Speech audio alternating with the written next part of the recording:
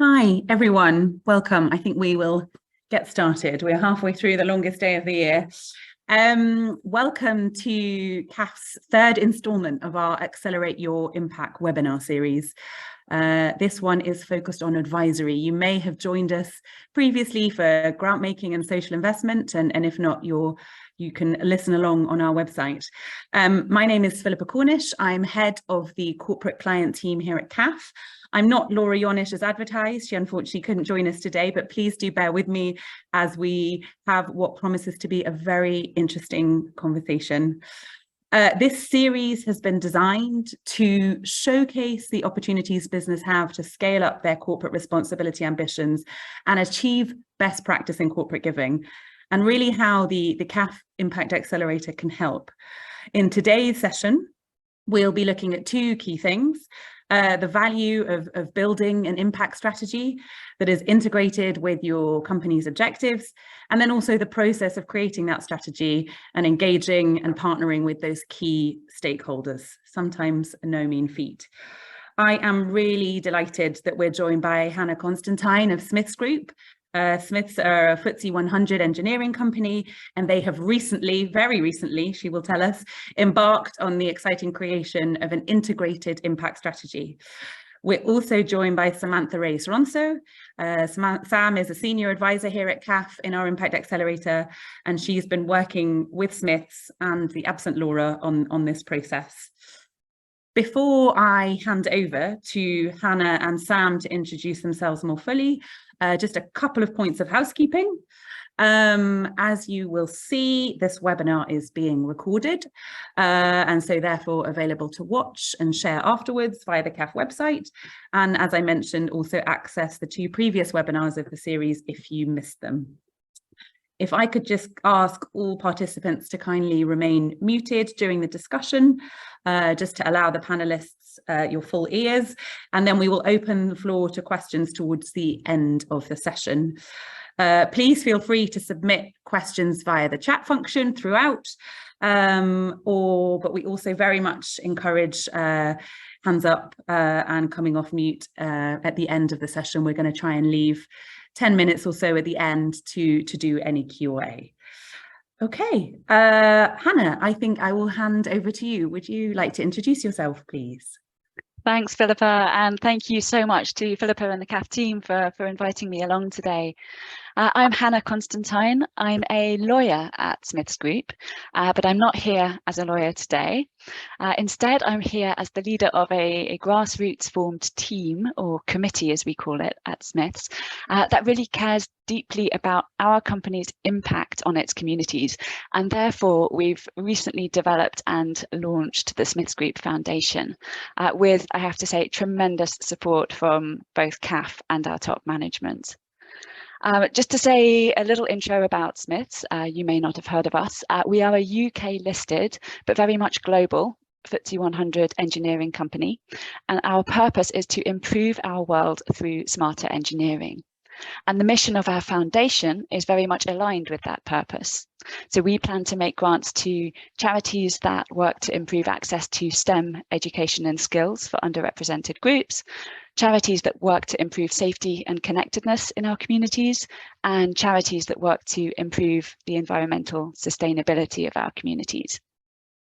Our foundation takes the form of a donor-advised fund administered by CAF. It's just been launched and announced last week with initial funds commitment of £10 million.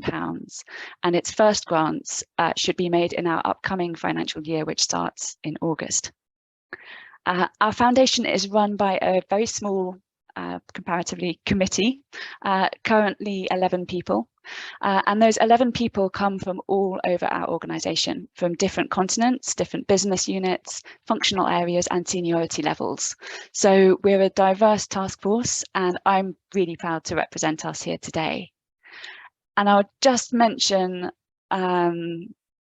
something about the business structure of Smiths, because I think it is relevant to the conversation we'll have, that we are a unified industrial group, but we're made up of 4 distinct business divisions, which operate in different markets: safety and security, general industrial, energy, and aerospace. So our 4 businesses do collaborate, but much of what they do day to day is within their own teams. And those teams have different cultures and ways of working. So we've effectively got 4 subcultures, if you like. And that's even before you get to the different cultures and ways of working that exist between all the countries that we operate in. So it's a really varied workforce, and creating a foundation to engage and inspire all of our people, nearly 15,000 of them, was always going to require lots of thought about balancing the priorities and voices of all our employees. So very excited to be here today to share some of that journey. Thanks so much, Hannah. Yeah, and I think that final point is so important and will be very relevant to a lot of people listening in about how difficult that can be across a very complex, large organisation. So really good point to make. And Sam, over to you. Yeah, hi, Philippa. Thank you. As you mentioned before, I'm a senior advisor here at CAF, and I've been with the organization for around 2.5 years. And my main responsibility is I work with donors as Smith and other donors in other sectors, so as a private sector, to help them define their impact, and also to develop a strategic and tactic approach to achieve that impact, to translate that impact into reality. So I've been a consultant in the corporate social responsibility and sustainability space for almost 18 years, firstly working in Latin America, and then in the UK since I moved in 7 years ago. Today, 7 years ago, indeed. Wow. Wonderful. Thank you very much, Sam. If you don't have your fill of Hannah today, there is a wonderful video where she talks a little bit more about the Smith Foundation, which you can find. So I do encourage everyone to watch that. Okay, great. We will get into some questions. I have a few questions that I just want to ask our panelists, but as mentioned, do think if there's anything you want to ask, do let us know. Hannah, let's start with you. So congratulations on the launch last week. Thank you. What led you to decide to set up a corporate foundation? And I guess maybe you could talk us through some of the factors that you had in the decision-making process between registering your own foundation or coming and working with CAF. Sure, thank you. So I'll take the first question first as to why we decided to set up a corporate foundation in the first place. So Smith's Group has been around for over 170 years, improving our world through smarter engineering. We serve millions of people every year, and we're really in everything from smartphones, households, hospitals to aeroplanes and even spacecraft. And our people have always been focused on positive impacts for their communities. And we've seen a lot of grassroots initiatives in all of our business divisions aimed at giving funds and time to local communities. But now with the idea of the larger foundation, what we really wanted to move to was to achieve even more scale and impact. And we thought the foundation was really a way we could do that, really leveraging the combined size and geographic reach of all of Smith's business divisions, and the platform as well that Smith's has as a FTSE 100 company. So that the foundation really targets extra financial firepower where it is needed the most on a larger scale. So it's uniting the different business divisions, and it's making grants at a larger scale for more impact. And taking the second question, which was what factors we considered when deciding between registering an independent foundation or using CAF services, we gave a lot of thought to registering our own foundation, not least because we have a number of stakeholders with experience at companies who have done exactly that. Ultimately, we were drawn to, I would say, 2 main things that the CAF donor advised fund model offered. One was support, and the other was flexibility. So I say support because if a company sets up a full independent registered foundation, that foundation needs to be a registered charity in its own right. And in the UK, charities are regulated by the Charity Commission. And that regulatory framework rightly comes with really robust audit and reporting requirements. Now for Smiths, this is our first venture into the foundation world. And we don't currently have any employees dedicated full-time to supporting community activities. The foundation committee members, I mentioned, of the committee that I lead, about 11 of us, they're all people like me. full-time lawyers, engineers, sales professionals, HR professionals who are making time around the edges of their full-time day jobs to bring this project to life. So it seemed that establishing a registered foundation and maintaining it in the correct and compliant way would require more infrastructure and resource than we currently have available at Smiths. Whereas when a company sets up a donor-advised fund foundation with CAF, that foundation is not a charity in its own right, and it doesn't require all of the infrastructure that a registered foundation does. Instead, CAF takes care of a lot of that infrastructure and governance at their end, and that's the support piece. I will say that the donor advised fund still requires a lot of work from the company in strategic planning and grant making and impact reporting. But again, CAF is there for us as a solid support partner who can share their expertise, their network and their manpower to help guide us through all the necessary tasks. And I mentioned the second thing, I would say we were also drawn to the flexibility of the CAF model. And that's because there is a degree to which a registered foundation has to adhere to principles that are enshrined in its constitution. And one key requirement is for the foundation always to act independently from its sponsoring company. Mm-hmm. Whereas it was important to many of our stakeholders that our foundation aligns closely with Smiths Group's own business purpose of improving our world through smarter engineering. So the CAF Donor Advised Fund model potentially allows our foundation to support more of the causes that we choose with fewer regulatory constraints on our impact strategy. Great. Thanks, Hannah. That's explained so clearly. Sam, over to you. So as Hannah alluded to in her introduction, and as we know from working with all kinds of businesses, there are often multiple different priorities and stakeholders that need to be brought on the journey and taken into consideration when you're developing an impact strategy. Could you talk us a little bit through how you engaged some of Smith's stakeholders to balance these different priorities with the need to actually demonstrate impact? Yeah, absolutely, Philippa. As Hannah was mentioning before, Smith Group is widely spread across the world. So the first step that we take with Smith and with every other organization that we work with is that we have a very honest and open conversation with the key stakeholders within the organization, those that will be either leading the foundation or that we have a say in the strategy and the way that the foundation will go. And the idea is that we make sure that we capture their thoughts, their worries, their expectations.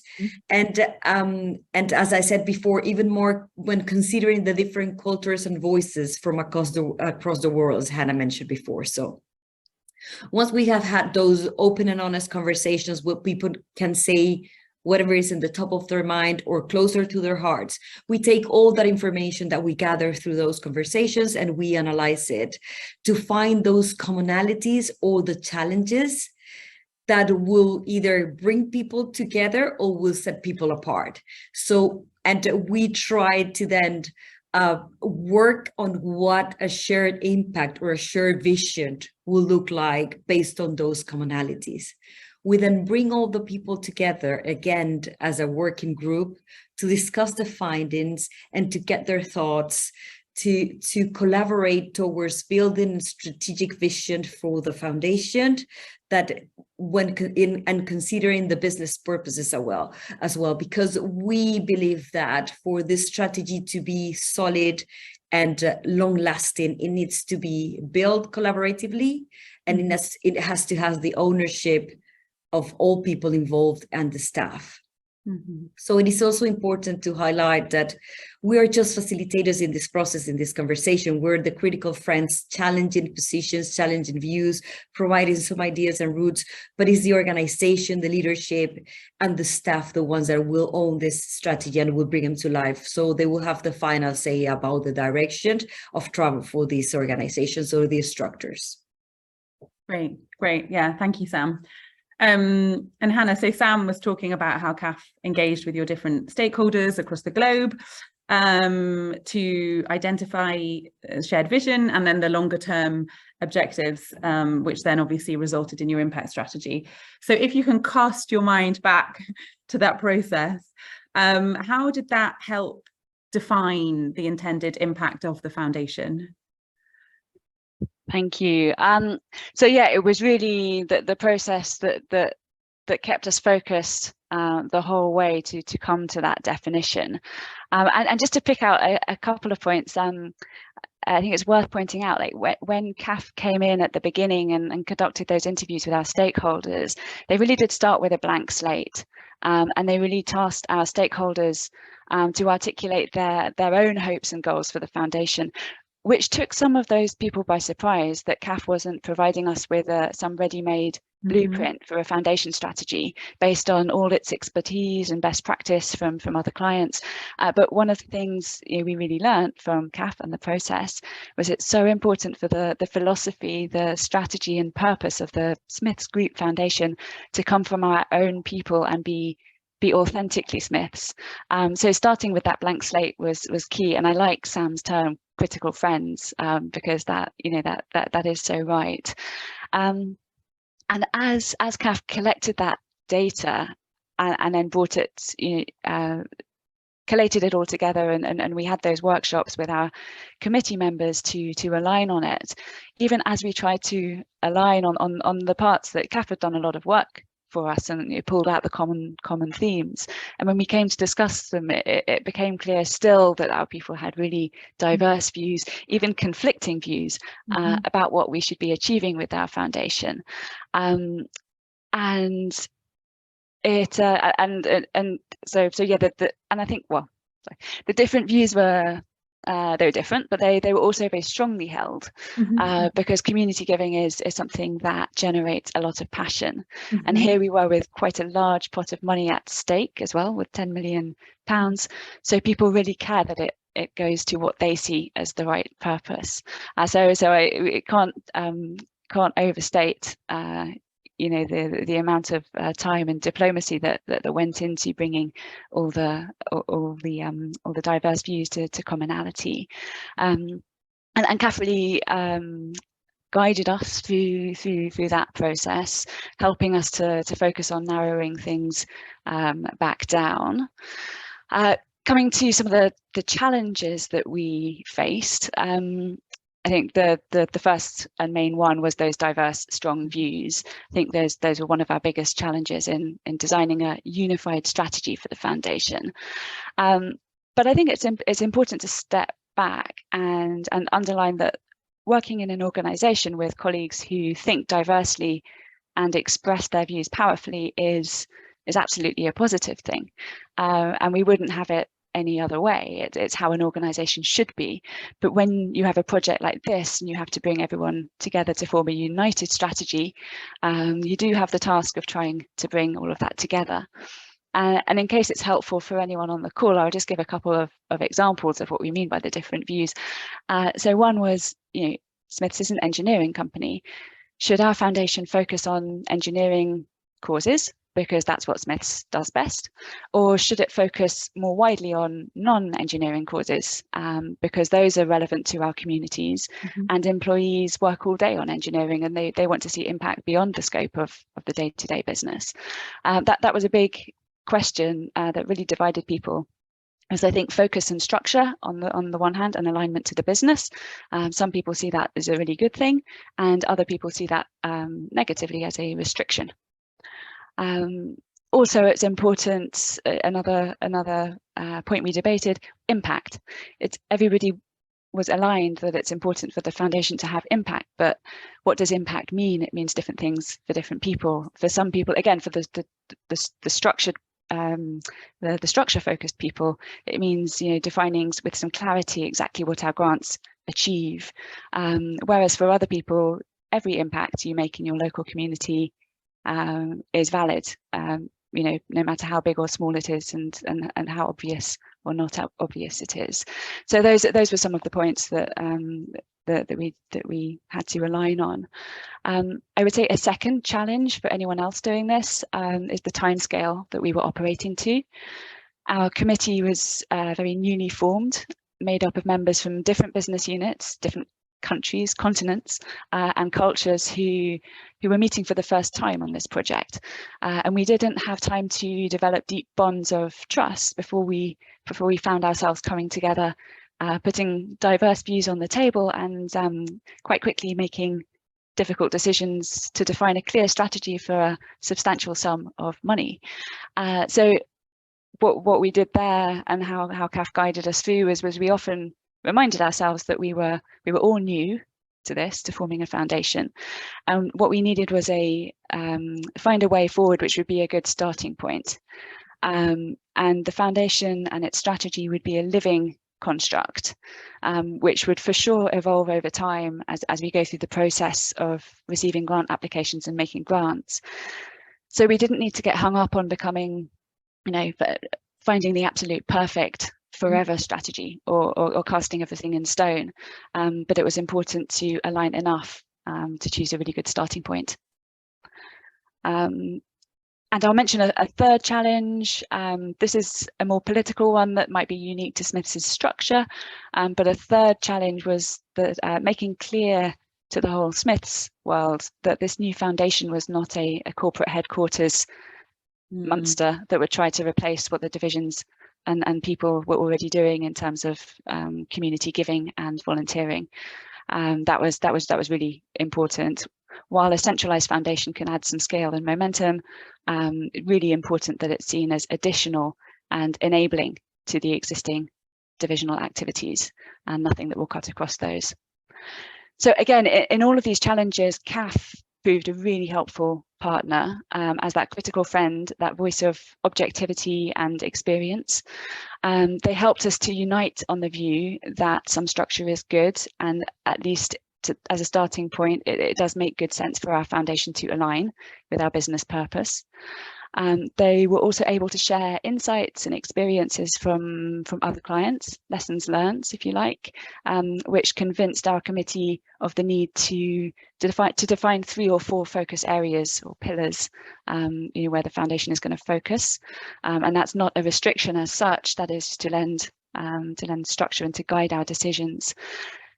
And that said, on the other side, when it came to defining those 3 or 4 pillars, 3 in our case, and that's STEM skills, safety, sustainability, CAF was great at that, because they listened to every voice on the committee, and when we were choosing those areas, they helped us to pitch those definitions of the areas at a level that was wide enough to include things that really resonated with the priorities of the different stakeholders. For example, the safety pillar is very relevant to our safety and security market. Our sustainability pillar is very relevant to our energy market. So they really helped us with the design of what those pillars would be. Great, thank you so much, Hannah. I think that's so well articulated, everything that needs to be balanced, the different cultures, the different levels of experience, and then how much you structure and how, and then that very important thing about not thinking you can solve everything in your first iteration. The world is a complicated place. Thank you so much. I have another question for you now. So if we move away from the process of the stakeholder engagement, and talk really about this word impact. So I wonder if you could tell us a bit about how you think the impact strategy framework that you created with CAF will help the foundation demonstrate the overall impact you create, and I guess why it's important that, and you alluded to this a little in terms of the development of it, but why is it important that the strategy aligns in the end with Smith Group's own business strategy? Thank you. Both very, very good questions. I'll take the first one first. Sorry, the second one first, because Sure. we already covered it a little bit. So why it's important for the foundation strategy to align with the business strategy. I think the alignment can make the foundation more effective and also create opportunities for the foundation to grow. So in Smiths' case, our business is Smarter Engineering. Smarter Engineering is doing some really great things to solve some of the big issues that affect our planet and people. So sustainable living, food security, etc., which happen to align with where charitable interventions are needed. So they align already, if you like. Also because engineering is what Smiths does every day. It's what we do best, and we know what good looks like when it comes to measure the impact of the foundation. Another benefit is we have colleagues who really know engineering, so they can come up with the best suggestions for causes that our foundation should support, and that's really important for the employee engagement, also getting the best nominations in. And then as a side effect, it might be that our foundation supports causes that go hand in hand with volunteering. So our engineers can lend their time and their expertise to some of the same organisations that we make grants to, because they have the relevant engineering skills. And then those partnerships grow and grow in a way that makes it possible to achieve more together. And I think that kind of growth, synergistic growth partnership is less of a likelihood if our foundation focuses on something, a different area from our business. And how our impact strategy created with CAF will help our foundation demonstrate the overall impact. I think that's another reason why we chose CAF as our partner. My understanding of the CAF service is they don't simply transfer funds to grant recipients. They also have their own relationship or arrangement with the grant recipients, whereby they task the recipient to report back on what the Smiths Foundation funds were used for and what benefits they achieved. And Smiths as a business doesn't like to invest resources without seeing results. That's just basic effectiveness. So the way that CAF will help us measure our impact is really beneficial. And then because our impact strategy focuses our grants into common themes or pillars, so STEM skills, safety and sustainability, what we should find is as we make more grants into the same pillar, the collective impact starts to build up to have a bigger cumulative effect in that pillar. So the impact statistics, if you like, will stack up in our different pillars, rather than being, having grants spread thinly across too many areas where you might not see that build up of impact. So we should start to see a coherent picture forming of the improvements our foundation is achieving in the world, and I guess that's how I hope the impact strategy will help us to demonstrate our impact. And then of course that demonstrating that impact should give us a compelling business case to ask our executive committee for the next round of funding. Absolutely. Absolutely. Yeah. It will give you a compelling story to tell. Yeah. Thank you for that. I mean, I don't know how you have time to focus on any of the legal work that you must need to do, because you speak with such passion about it. And thank you also for touching on the employee point there, because I think that's a key question that we get about engaging. Obviously, it's so important to engage the employees on that. So that was really interesting. Sam, I think a final one for you, and then we will see if there's some questions from the floor. I think a simple one for you to finish on. I wonder if you could tell us what 3 key pointers would you give to a company, to an organization who are at the beginning or maybe reviewing something that's existing? What's important? What should they focus on? Where do they start? Yeah, absolutely. I think Hannah put that in, brought that to life very clearly. But I think the first thing that I would say, it is really important to bring people along with you in this journey, as ownership and engagement will be a key success factor for the strategy in the long run. That's the first thing. The second thing is, as Hannah mentioned before, is thinking about what are the organization's strengths and expertise, and how these can be linked and intertwined with your impact strategy to create sustained impact in the long term. Is what are we best at? What do we know best? What can we add value on that we are experts on? So is how those two things together can create very strong share value. And finally it's related to the same thing, is how your impact strategy is closely aligned to your business purpose, as that will only strengthen the both sides of the coin. Like the social value you're trying to create, which is your impact in your communities or society, as well as the share value that you would like to have for the company in the long term. these can take different forms and shapes in terms of employee engagement to a fairer and stronger supply chain. For example, it will depend on what is your aim, or what is the share value you would like to see happening out of this, and intertwining or like embedding impact across the whole business and considering the business purpose as part of the strategy. So I think Hannah provided brilliant examples on how these two things work together, and how by underpinning on the employee expertise and knowledge they can bring, or they can make the impact grow in a more sustainable way that's going to be scalable and spread across different geographies. So I think Hannah explained it really well. Great. Thank you very much, Sam. Are there any hands up for questions? No? Okay. I have one here that I just wanted to ask. Sam, we started with Hannah at the top explaining about the choice between registering our own foundation and utilising a CAF company account or CAF DAF to do that.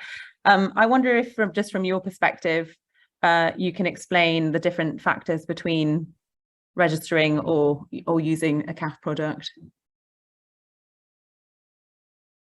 You've muted yourself, Sam. Sorry. Yeah.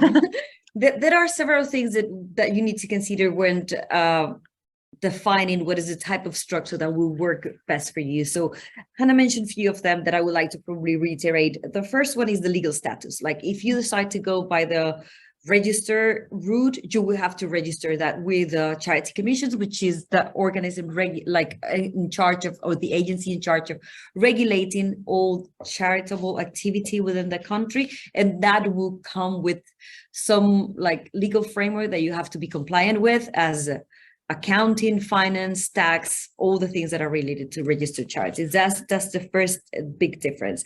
The second one is the management of that foundation.